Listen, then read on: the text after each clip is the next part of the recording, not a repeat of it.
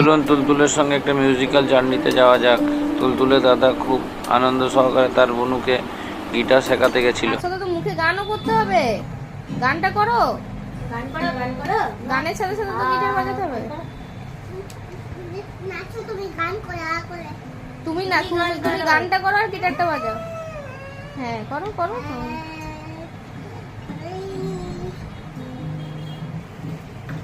এই হাতটা থাকলে তো হবে না আবার। করো এবার।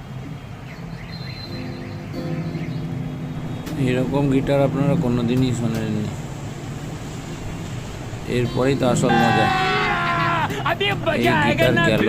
করিস না ভাই, একদিন প্র্যাকটিস হয়নি ভাই। আজকের পর থেকে গিটার হয়ে গেল তুলতুলের।